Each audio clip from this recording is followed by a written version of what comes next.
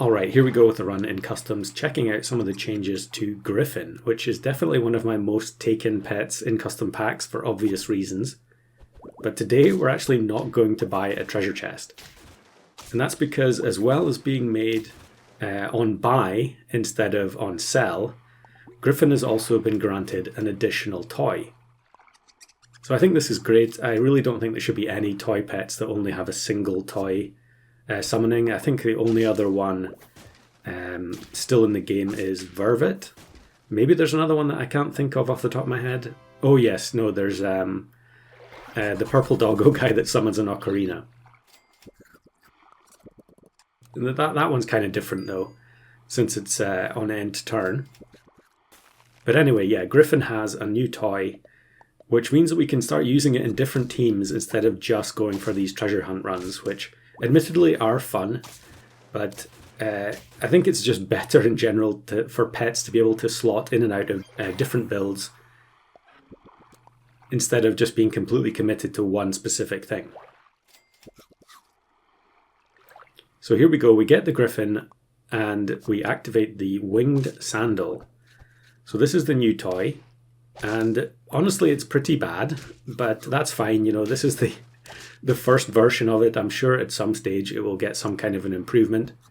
It would be even better if Griffin had 3 toys, but I'm not going to be too greedy and ask for that.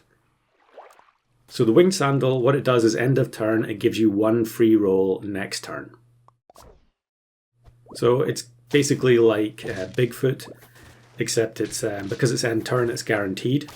Still think it's probably not the best for tier 3 if you think about some of the other economy options that are available, especially since you don't get it every turn. You have to then buy another Griffin or buy a waffle.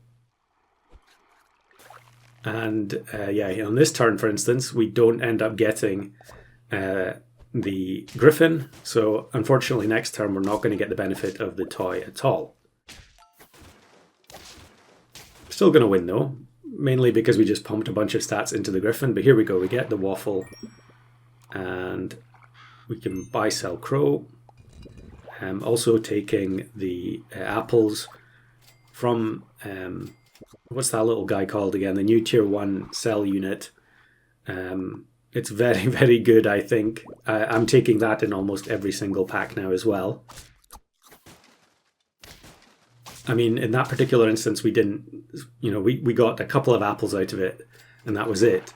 But, you know, there are plenty of tier 1 foods that you can do a lot of stuff with. I mean, imagine if we'd kept the apples frozen here, we could have activated the flounder for very cheap.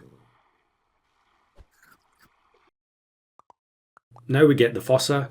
So fossa is going to help us take advantage of those free rolls. A unit that I really almost never take.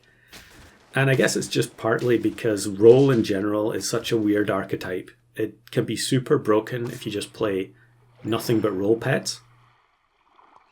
However, if you just take roll pets individually, they tend to not be the best, you know, unless they're the pets generating the rolls, like let's think Bigfoot and Yeti. You know, those pets just have generic value, so you can take them in any pack and essentially treat them as gold or EXP pets. But if you just take something like Fossa without also having an engine for generating rolls, it tends to be pretty weak, I think.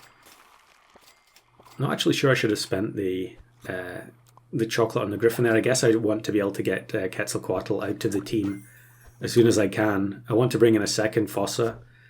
This team is pretty funny, where they've just committed absolutely everything to the Rootling. One of the worst pets in the game for sure. I'm not sure if I've ever even done a video with Rootling. Maybe a weekly at some stage, but yeah, it's terrible. Okay, here we go. We do keep Quetzalcoatl for another turn. But I also get the Puma, so Puma can increase the effectiveness of the Winged Sandal.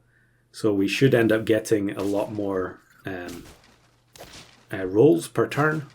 Well, I say a lot more. We're only going to get 1 extra roll per turn with the first Puma, but obviously I want to level it up. So now we're going to be getting 4 rolls per turn, which kind of alleviates one of the problems with roll builds, of course, which is that, you know, if you want to actually buy stuff, and you don't have a particularly good engine for generating rolls, you're going to end up in a lot of situations where your fossas are doing virtually nothing because we don't have enough rolls to actually trigger their ability while also paying for the waffle, which we have to do in this particular team. So really here I should take the Puma. I'm not sure why I didn't do that, especially since we're on 3 hearts. Unfortunately here it's Jersey Devil maxed out with level 3 Octo, so we get demolished. Even when they had Anglerfish as one of their tier 6s. But now we can activate Griffin again, go for the level up, and then we just have to roll the rest of our gold away. And free rolls. Actually, I guess it's worth mentioning that on the replay system you can't see how many free rolls you actually have. So that's a little quality of life change that hasn't been applied yet. I actually need to check that on the test server, because that would be worthwhile making sure if that's available for the next version. A win there, probably unexpected I would say, getting to turn 14-15 when you have a pretty weak team like this, you're not generally expecting to win. But oftentimes just putting the melon on the biggest unit can be, the difference. Now look at this, this is a perfect example. We had double Fossa here, which absolutely destroyed the stats on the front 2 units, and we still lost to that buy-sell team. I guess that just tells you why there are so many people playing buy-sell still after all this time.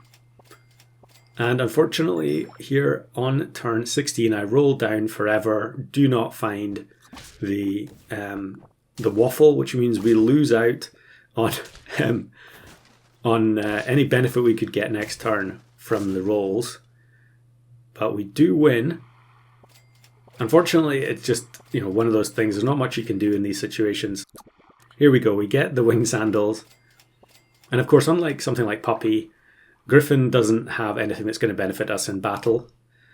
And unfortunately, against this full Lynx snipe team with all level 3s, it's actually quite close in the end. But yeah, we needed some different summons there, I think, to get that one over the line.